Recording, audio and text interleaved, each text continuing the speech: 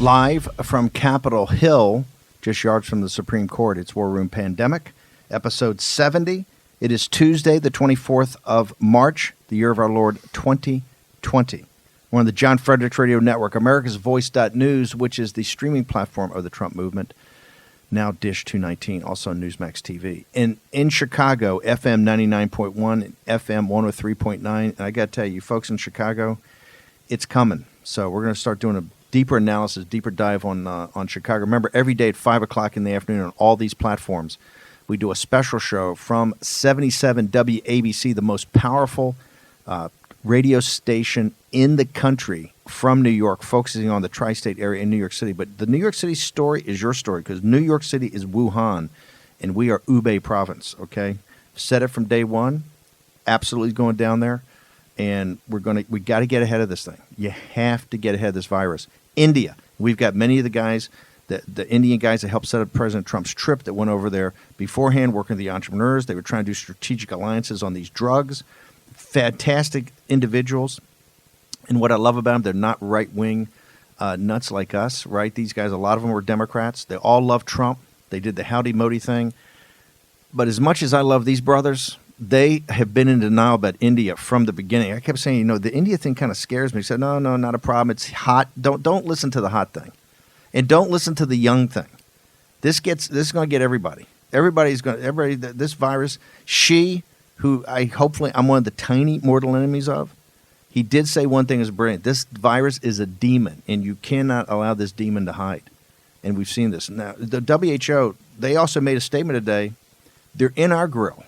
They're saying that the United States is the new epicenter of the problem, that we're the New Europe. First you had China, and then they locked it down. Then you had Europe, and they're all over the map. But I talked to some guys even in Switzerland last night. Switzerland's the hospital situation in southern Switzerland, where so many Italians came up, is a massive problem right now.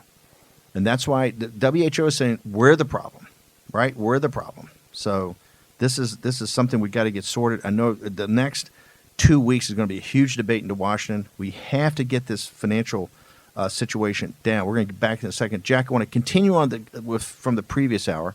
We're now on episode 70. The other drug. By the way, we're going to have everything up. You have to make your own decision.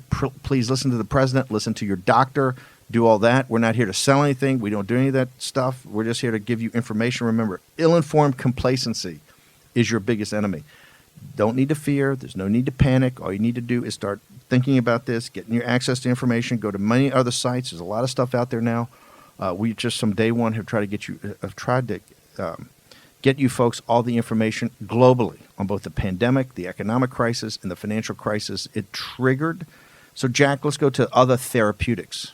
Well, the other therapeutic that everybody seems to be talking about is a drug called remdesivir. It's made by Gilead Science, and I always pronounce it incorrectly. Let's make sure I did. You got it right. Remdesivir. There we go. It's sort of like when I called Debbie Burks Debbie Blix. I think I've watched too much South Park. Team America, baby. Hans Blix. So remdesivir is a drug made by Gilead Science. It was originally developed to fight the Ebola virus from the mid-2000s. And although it had less than perfect success with Ebola, it seems to have had a very strong antiviral function against the coronavirus. It has been used in China. It has been used in Japan. Now, all of the Chinese studies that did it are still not published. We still don't really know what went on there. But we do have Fauci's anecdotal evidence that it seemed to work very well. And we have, and it's been published now, we've known about it for a while, one of the original ill people who was brought to Washington State, Seattle, and this fellow was apparently dying. That was the perspective of his doctors. He was given the drug remdesivir He was given the drug, and within 24 hours, he started to improve, and he survived. So these are anecdotal, but they're also pretty powerful. And something that is not anecdotal and was completely done under rigid guidelines was a study with rhesus monkeys that was done out in the Mountain West. I won't give you the location, but they infected 1,500 rhesus monkeys with SARS, the original SARS virus, so it's 500 monkeys, 3 control groups. First group gets the SARS virus, 24 hours later gets remdesivir. Second group gets remdesivir, 24 hours later gets the virus. The third group is a control. The third group, they have high mortality, as would be expected. The other 2 groups, the monkeys survive. In fact, the people who got the drug prophylactically prior to being injected with the SARS virus showed 0 symptoms and no damage whatsoever to their lungs. So we don't want to give people false hope, but we also want to give people hope. Let's remember something. This is America. These drugs were invented here. We have the best minds on planet Earth working to solve this.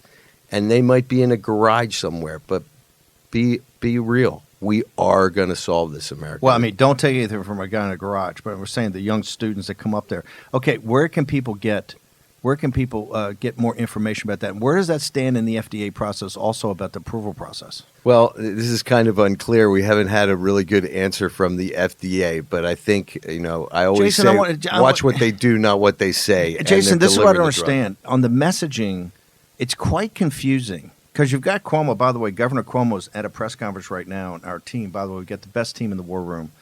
These folks work 24/7. That's why you got to go to the website. You go to hashtag War Room Pandemic, but you must go to the War Room Pandemic website. Right now, breaking, Cuomo just says the curve is heightening in New York and in New York City, not flattening.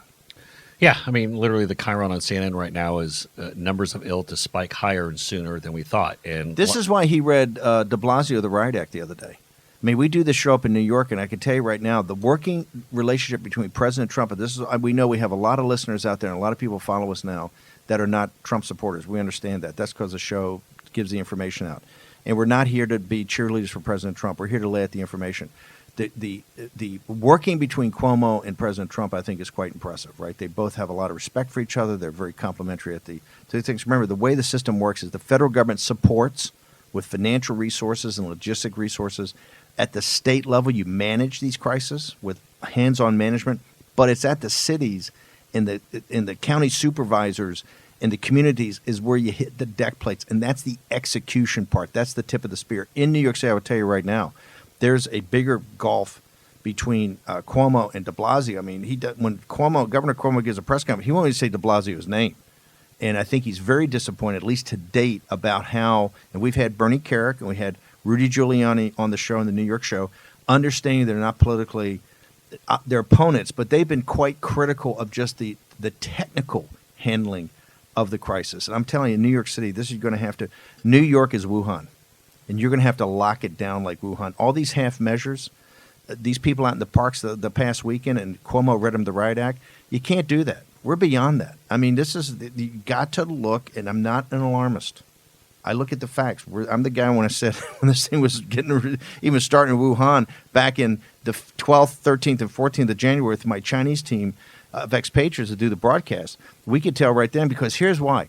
People in the West do not understand that if you mention SARS in Hong Kong or in mainland China, people lock up. Because the SARS back in the early 2000s, it didn't really come here. It never really went. It changed life over there. It freaked them out what happened. Yeah, and I want to go to a couple of things here. Governor Cuomo just tweeted out, and he has, by the way, has pretty good coordination here between his tweets and the images and the graphics that are popping up. So his team does a good job here. He writes, "We had projected a need for 110,000 hospital beds at the apex of this virus. The rate of infection is, in all caps, increasing, and the curve has increased. New projections show we may need 140,000 beds. New York State is doing everything we can on every level to slow the spread. We need your cooperation." Well, okay, I just want to break this down. 100 surge capacity beds. And let's put it in perspective. Javits Center, which they've already reckoned, and anybody been in New York, Javits Center is massive, right? That's where they have Comic-Con East. It's Javits Center is 1,000 beds, 4 units of 250. Right, and I want to make sure people understand this. So right now, New York State has approximately 50 or 53,000, somewhere in that range, hospital beds in the state. What Cuomo is saying is that he was saying up until today that they're going to need 110,000. That's a doubling. So he said every hospital in the state their goal is to get to 100% bed increase, but it's mandated that they get to a 50% increase. So that's why he's saying we got to turn the Javits Center into something, take SUNY. This is why the Army Corps of Engineers is right. We got to get that. We got to start building all these different facilities, have a facility in Westchester. I mean, literally have 4 of these 250-bed FEMA centers at the Javits Center. He just came out today, new projections, 140,000. Think about that. They have 50 some odd right now. They need to get to 140. The other thing he said last night when he was on with his brother, Chris Cuomo, on CNN, he said that the curve now is our peak is coming here in the next 10 to 21 days, not like in the next 4+ weeks. Here's the thing why this is a big deal. This doesn't mean it's going to start getting really bad in 10 to 21 days. That means that's when it peaks. So it's going to start getting bad like this week. Right. So like Thursday, Friday Right. of this week, it's going to start getting gnarly. In math, this is called increasing at an increasing rate. This is logarithmic now, right? This is why you have an issue. And everybody out there is saying, hey, you're overblowing this. This is what, and we said this from the beginning, we got to get ahead of this thing, right? And you see, we've said from day one when we got the guys from St. John's out in L.A., the gating event here is the ICU units. There's basically 900,000 beds, hospital beds in the country. 100,000 of those are ICU units. That capacity limitation, we have the potential to do 20,000 surgeries before we started doing this. This is where you see, and I think most of these hospital beds are really ICU units, right? They're ICU. They're going to be some type of ICU unit. You have massive gating events. Those gating events are PPE. It's protective equipment for the doctor nurses teams, right? You have the ventilators. You have the respirators. You have the beds themselves, the whole unit capacity, and we know the highest casualty rates. And for people don't think it gets young people, look in Wuhan, look in Hubei, look in Italy. Okay, these are young doctors and nurses. Dr. Lee, who is the hero and martyr of this from China, the guy that put up the signal in December with his buddies saying, hey, there's a SARS breakout, it's going to be huge, tortured by the Chinese Communist Party, made to sign a rumor mongering thing, which means with the social credit score, your kids can't go to school. You're basically a slave. Okay, forced to sign that. They apologized later because he's a truth teller, and the city was going to revolt. That's why they. He goes back to the hospital. He's 41 years old. He's dead in 2 weeks. Okay, so don't sit there and tell me it's not young people. This virus, when it gets on you, it gets on you. And right now, that's why we have a building crisis. And now you see that's why President Trump. When President Trump's got the Army Corps of Engineers up there, and de Blasio, I did think de Blasio asked for a good thing. They need more engagement by the Army for the logistics. I have said this. I think FEMA's fantastic.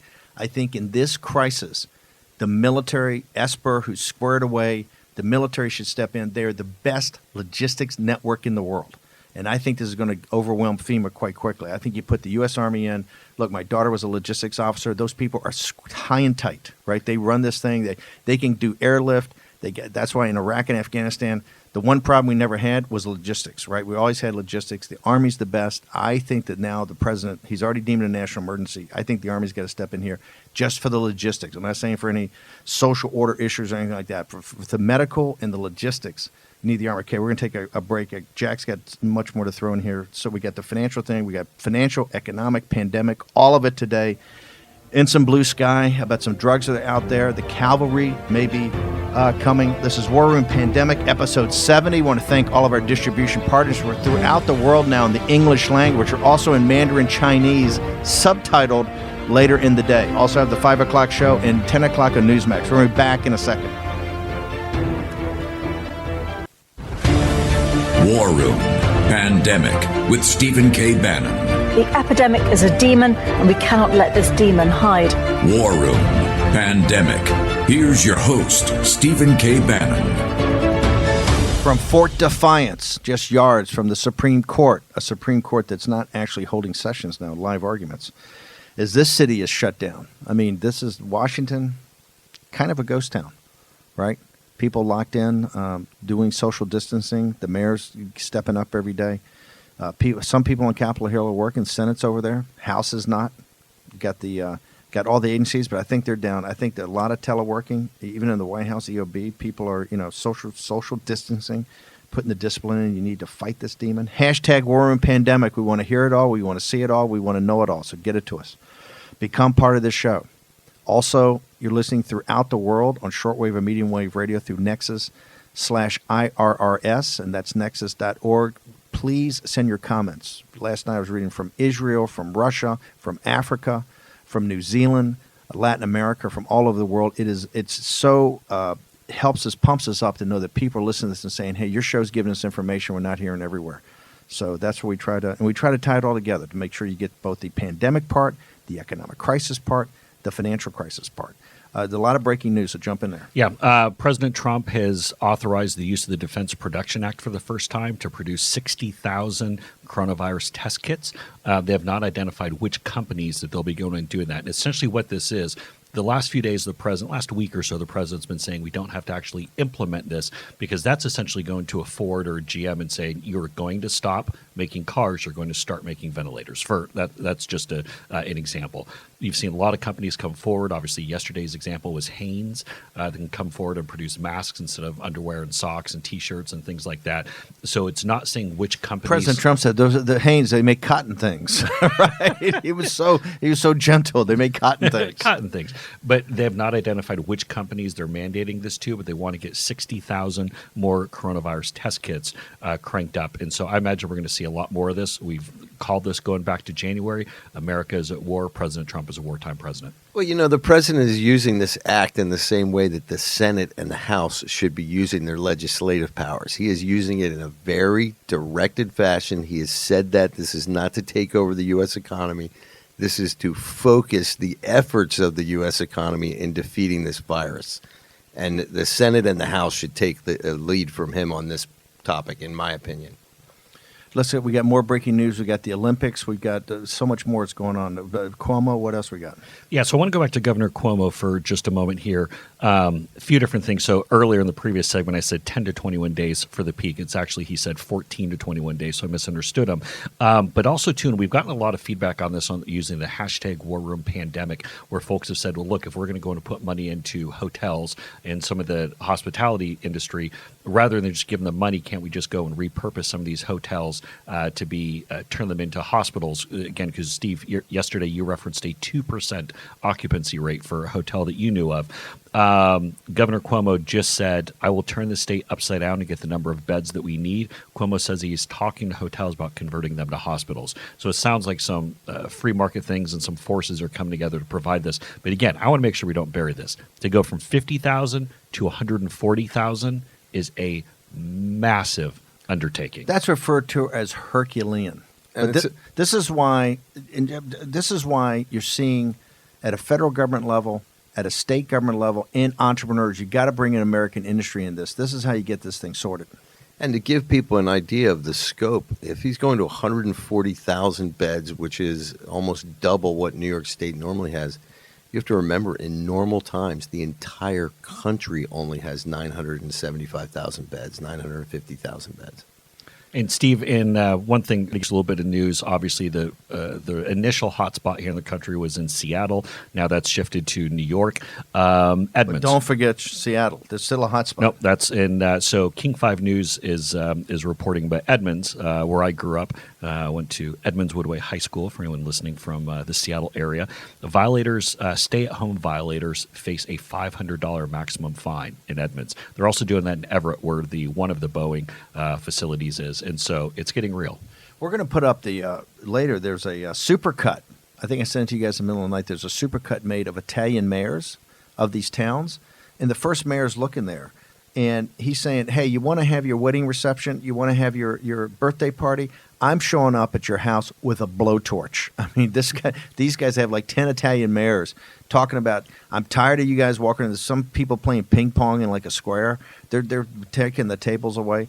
These folks are serious. They want this shutdown. They want this shutdown to work. They know they got to get ahead of this demon, and that's how they're going to do it. Yeah, and my one inside baseball thing where my mom is requesting Deputy War Room clip puller credit because she did send that link to me on the Edmonds story. She gets a shout out. Yeah, so Kathy. We'll reach out to every day. Hey, we believe in citizen journalism. We're actually working on an app right now to get even more access to the world. We want the whole world. We want to be the worldwide center for your thing. So this is why I go to hashtag War Room Pandemic. and get us information, get us clips, get us news. I want to go right back to just a summary on the two drugs before we go into other things. What should people be doing? I know they're reading our thing. And the messaging on this is so confusing, Jason, from the FDA, from Fauci.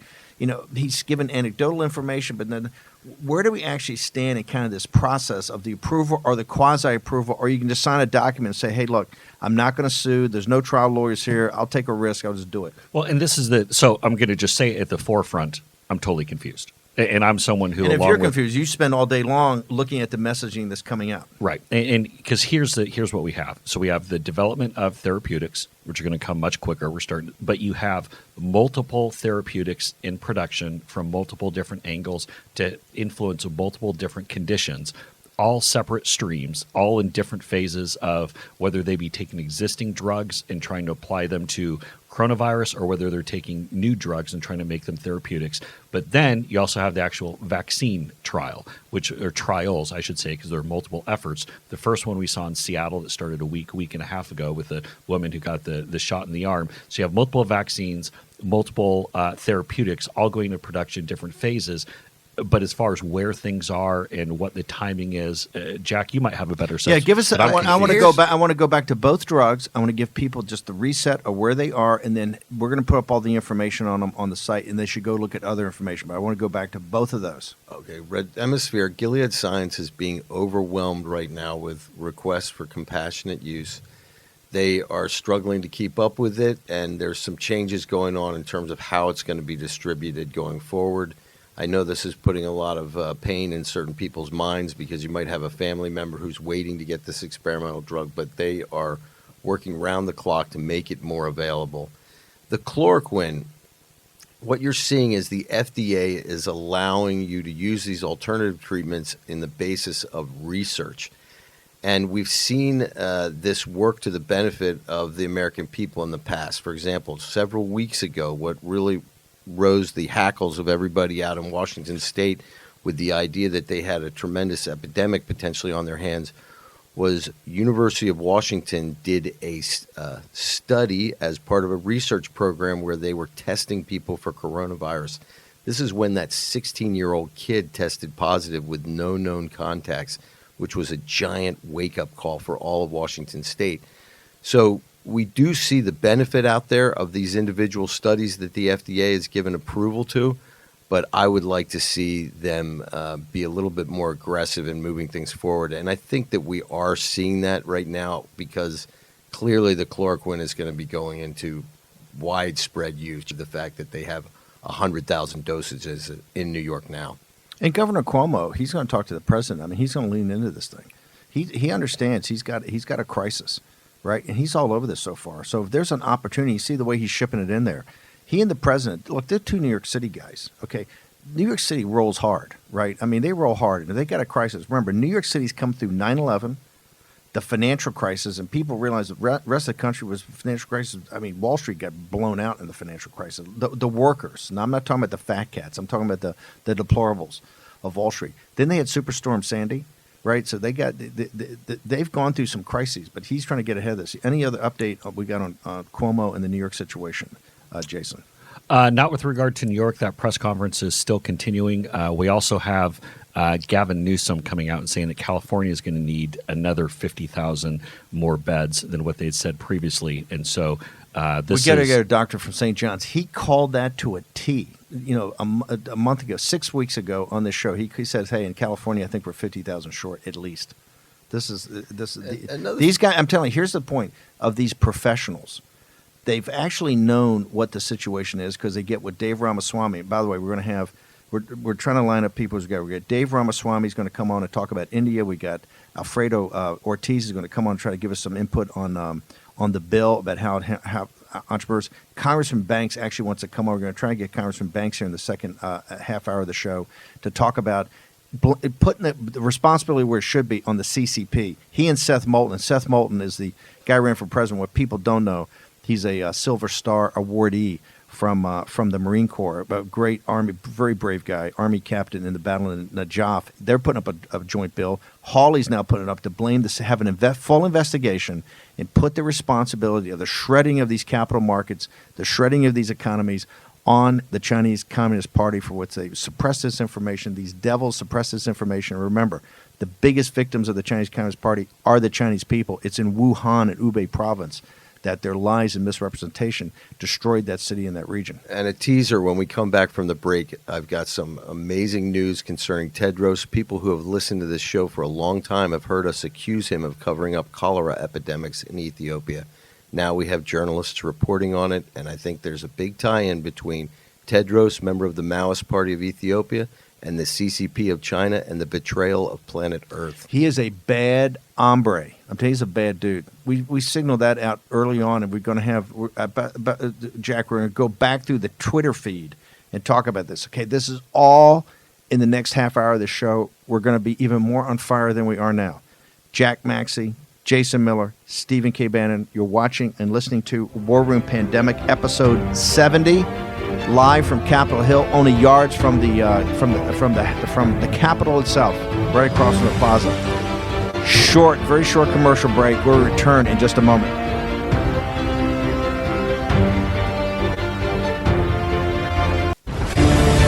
War Room Pandemic with Stephen K. Bannon. The epidemic is a demon, and we cannot let this demon hide. War Room Pandemic. Here's your host, Stephen K. Bannon. Episode 70, we're live from Capitol Hill. Show's on fire today. Now we're going to go through Murderer's Row of guests. We've all back-ended them today because so much going on, so much news. I want to jump in, though. You just cited a poll number that's shocking.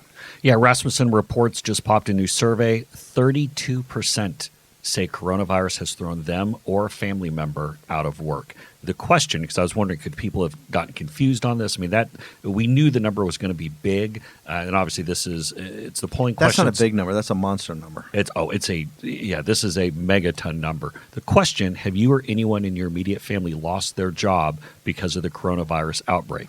It's not like a mealy mouth worded. Has you been interrupted with going to work or something? This is: have you or anyone in your immediate family lost their job because of the coronavirus outbreak? Rasmussen Reports. 32% saying they or someone in their family has lost their job. These numbers this week on the you said California. Give me the California, Jack, the number you just popped on California unemployment. Well, they were saying that California had 40,000 applications last Monday, and yesterday's applications, the reporting is it's about 140, 150,000. Okay, we got to roll through these guests. We got Dave Ramaswamy. Now, Dave's come on principally because he's one of the smartest guys in the country. He's the proverbial man with two brains. And helped us walk through, which, Dave, when you came on one of the early shows and talked about the exponential function and exponentiality and how this is one of the great tragedies in humankind, that people, they're not taught math as well as they should. When some people get intimidated, math, they start crying when they got to study as kids. But you got to understand math and particularly the exponential function, because now you're seeing what it means in a place like New York City. But for today, two reasons. Number one, you and I have talked about this a lot. You went over to India when President Trump, you were part of the unofficial corporate delegation that went over to look to try to make this alliance between American businessmen and Hindu American businessmen and people in India. But now today, President Modi, he was Trump before Trump, he has locked down India, 1.1 billion people, right? And not in a healthcare system that's not like northern Italy.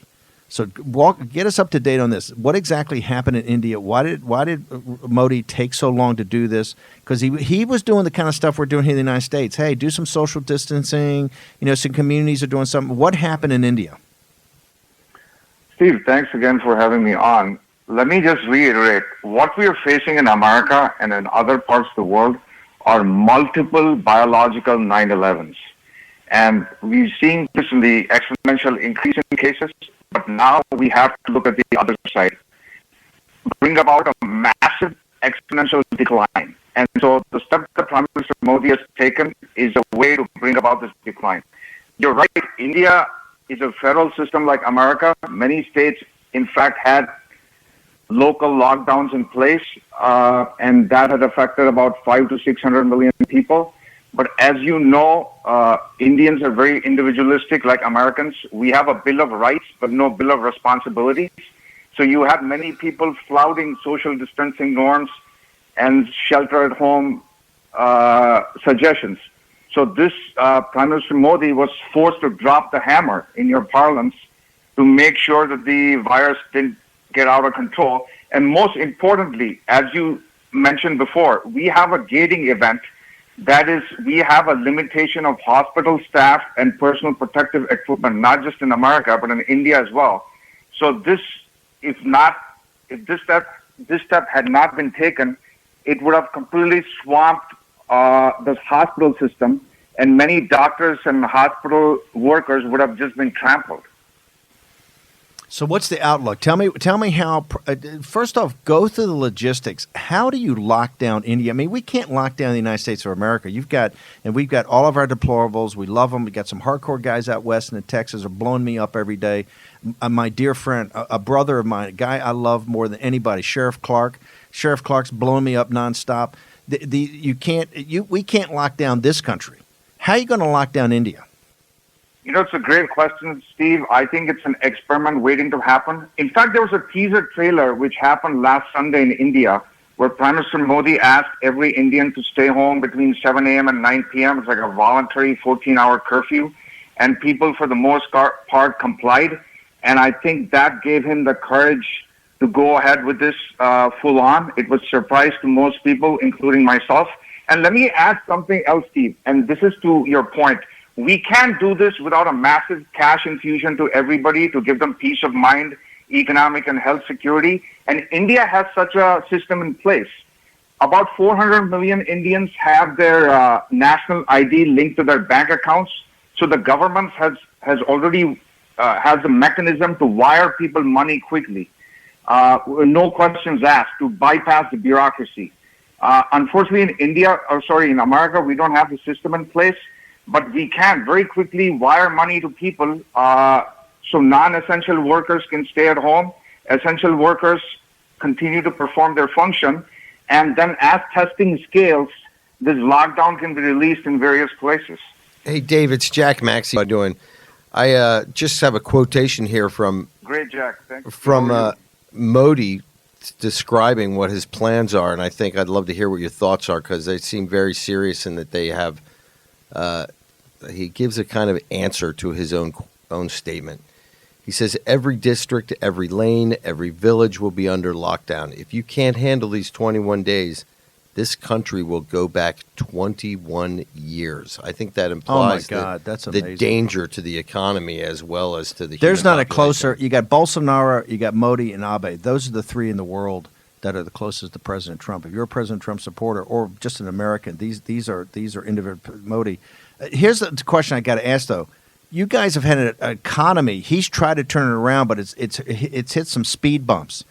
Do you have the balance sheet? I mean, does India have the resources actually to do the kind of bridge that we're doing here in the United States? I mean, we're doing almost a $2 trillion financial cash infusion essentially into our system to bridge this. Does India have that flexibility? Steve, I think India does. I mean, most of its debt is denominated in its own currency. And this is, as you mentioned correctly, you and many guests, this is a wartime event. This is a war everywhere. And governments are going to pull out all the stops to win this war. I mean, failure is not an option. If hard steps are not taken now, in the next 20 or 30 days, we'd have to suffer for months and years. And so Prime Minister Modi has taken this call, and I think it behooves President Trump to look at this issue again. I know he's been against a federal lockdown because of the economic shock it would pose to the society. But unfortunately, it could drag on months and years if hard steps are not taken in the next few weeks. Dave Ramaswamy was on this show back in January, February. He said if you don't take draconian action, he was talking about what was happening in Wuhan, if you don't take draconian action in a complex system down front, the perturbations, the whipsaw effect kills you later on. That's what you got to do. Okay, I want to pivot and go to one of my favorite guys, this guy, the WHO. This guy's just not acceptable on the world stage. He's got to be removed. Jack, I want to start with you. Dave's the guy that gave us insight to him about his background as a crazy Maoist, right? Like a CCP. This guy kowtows to the CCP. One of the reasons that we're in this situation in the world We're shredding economies. We're shredding pension funds. We're shredding the financial markets all over the world, and we're having to do this in Brazil, in India, in Europe, in northern Italy, in the United States of America is because of the Chinese Communist Party and their useful idiots. And this guy is one of the useful idiots, the head of it. Jack, I want to go back to his Twitter feed, which you said on the very first time we had the show in January. And actually, I was talking about it when I'm broadcasting into China for Chinese New Year on the 15th and 16th of January. This guy's coming up, and all these guys are saying, hey, Bannon, how can this be this bad? The World Health Organization says not a problem. Go back to his Twitter feed. All right. So last night I was just curious to because I really can't stand Tedros. There's something about him I just despise. And so I go back and look at his Twitter feed. January 14th, World Health Organization. Preliminary investigations conducted by the Chinese authorities have found no clear evidence of human-to-human transmission of the novel coronavirus identified in hashtag Wuhan, hashtag China.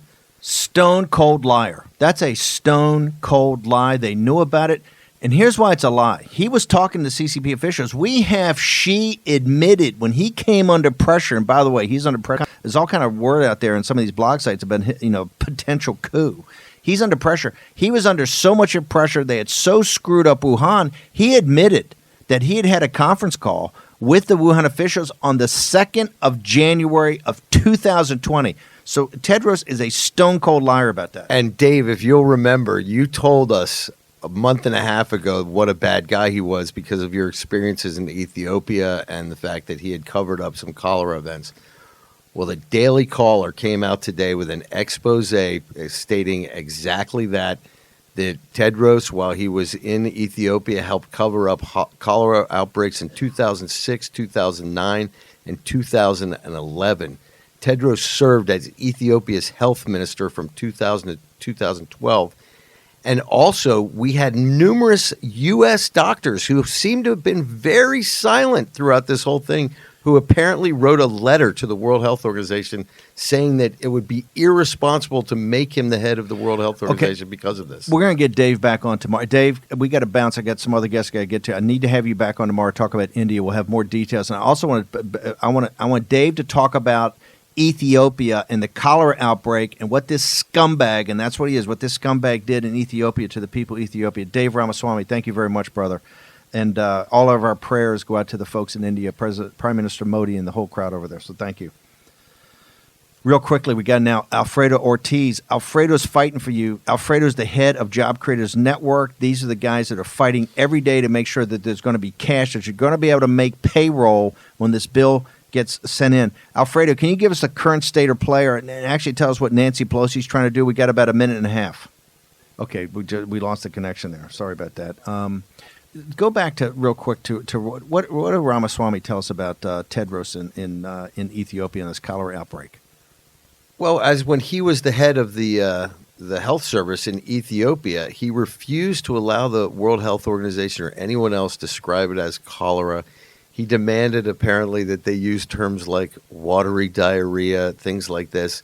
And it goes right into the playbook that we're watching with him right now, this nonsense that we have at COVID-19, this nonsense that we can't refer to the he fought the same way Wuhan. He fought the whole thing, right? The fact that we can't define it by its origin, which flies in the face of 100 years of the historical naming of viruses. I mean, do you think the mayor of Marburg, Germany, is complaining about the Marburg virus? No, it is only the CCP. You know why? Because they need to hide the truth at all costs. So here's what it is, and here's what it is that we're going to go to it's CCP virus. It's not the Chinese people that did this. It's not the people in the city of Wuhan that did this, right? This is CCP. This is a Chinese Communist Party. They are, and I'm not saying they took out of a lab. Put that aside.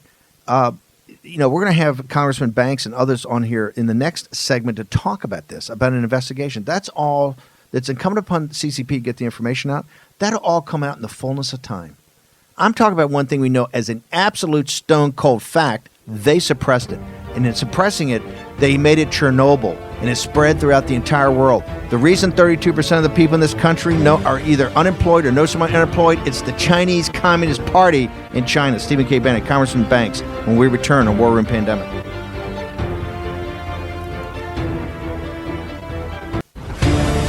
War Room Pandemic with Stephen K. Bannon. The epidemic is a demon, and we cannot let this demon hide. War Room Pandemic. Here's your host, Stephen K. Bannon. From the nation's capital, it is War Room Pandemic. Insane show today. So much news breaking from all over the world. I want to thank Dave Ramaswamy for getting us up to speed on India. Alfredo Ortiz is the top guy to talk about this bill. We're going to have him on tomorrow to find out how you get cash money for your company and how you get cash money for yourself. Job Creators Network, they're always at the tip of the spear to make sure they're with the little guy. Okay, I went on my rant at the end because when I'm in the zone talking about the CCP, that's my wheelhouse, okay? These guys are devils. It's not the Chinese people. And President Trump, I'm so glad President Trump yesterday said, you can't take this out on Asian people. That's not what it's about. Remember, the biggest victims of the Chinese Communist Party are the Chinese people. They're among the most decent, hardworking people on earth. Since I was a young naval officer back in, I think, 77, went to with the 7th Fleet, went to Hong Kong, went throughout Asia, fell in love with it. Great people, lived there, fantastic. President Trump, I just wanted to the comms department, it's CCP virus. It's not Chinese virus, it's CCP virus. This is not about China, it's not about the Chinese, it's about the Chinese Communist Party. These people are gangsters, they're devils, they've inflicted, and I'm not even saying they made it, but I agree with Senator Cotton, it's incumbent upon them to get all the information out there. We do know as a matter of fact, hard fact, that they suppressed the information. Want to now go to Congressman Jim Banks, a naval officer who's also in Congress from Indiana. We love the Indiana guys. Just had Mike Braun on here yesterday, Senator Braun. Congressman Banks, thank you very much for joining us. Hey, good to be with you, Steve. Now, you've teamed up with one of my favorite people, the Congressman from Massachusetts, Seth Moulton, who is a war hero from Najaf, where he was awarded the Silver Star. In the Battle of Najaf, and just a great individual. You guys have teamed up. Tell us what your current endeavor is about the Chinese Communist Party. Well, see, this isn't the first time that Seth and I have teamed up. He and I are both co-chairing something called the Future of Defense Task Force, which is a task to us by the leadership of the House Armed Services Committee. And a part of that effort, we're studying as we study the future of warfare and how we compete with China, not just in the near term, but the long term. Many of our discussions go back to what you and I are talking about today. It's so relevant to the coronavirus, the pandemic, and what Seth and I have determined with our resolution that we dropped just minutes ago on the House floor with the support of dozens of other original co-sponsors is it's important that we hold the CCP accountable. We specifically identify them as being responsible for this pandemic. All the while, the disinformation and propaganda campaign coming out of China by the regime, the CCP leadership is trying to pin the blame on America. This is an act of Congress declaring in this resolution that the CCP is responsible. We should hold them accountable, and ultimately, we should make them pay. That's the intent of our resolution, which is picking up a lot of steam just in the first hours of releasing it. I'm overwhelmed with colleagues who are reaching out to sign their name onto it as well.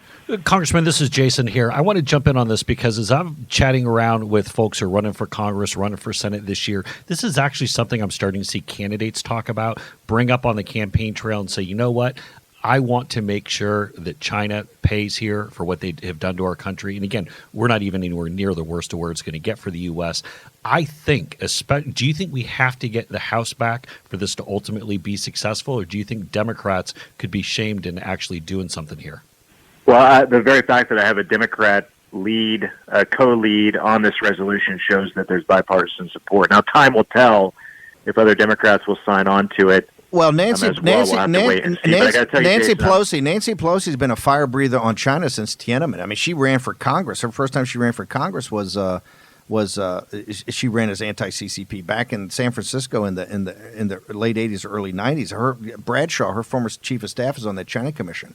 So I mean, her bona fides on China is pretty tough. She's a lot tougher than a lot of Republicans have been, who kind of look the other way. The Wall Street Republican crowd have been terrible in this. This is why Congressman Banks is such a breath of fresh air. He got some fire breather. This is not about the Chinese people. We are not scapegoating the Chinese people. We're not scapegoating Asians. In fact, Korea and Singapore are a lesson to us about how to get our act together and how to organize these things. But Congressman Banks, Josh Hawley now has announced that he's coming out with something too. Are you going to be working with Hawley? Is this going to be a joint effort? I hope so. We have other senators that are reaching out to us. It sounds like maybe Hawley has something very similar and a resolution that he's intending to drop as well. So we've had other senators reach out to us this morning about picking up the specific language that we've introduced. I mean, Steve, I got to tell you, I'm back in Northeast Indiana this week. There's so much outrage directed at the Pelosi bill in the House and blowing up the Senate effort, but the outrage is also directed at holding the CCP accountable for what my constituents are enduring, what they're going through, the economic effects of the coronavirus that have put so many of my constituents out of work, potentially out of business in the future. They want to hold China accountable and make them pay. And it occurs to me as we pass massive stimulus bills and other legislation with a huge price tag, it would be immoral to saddle my daughters with more debt and place the cost of the coronavirus on the backs of my daughter's generation rather than make China pay for it. And there are ways to do that. China holds over $1 trillion of our national debt, and with President Trump's help, we could erase that debt. We could place tariffs on Chinese goods to help pay for the cost, the price tag of we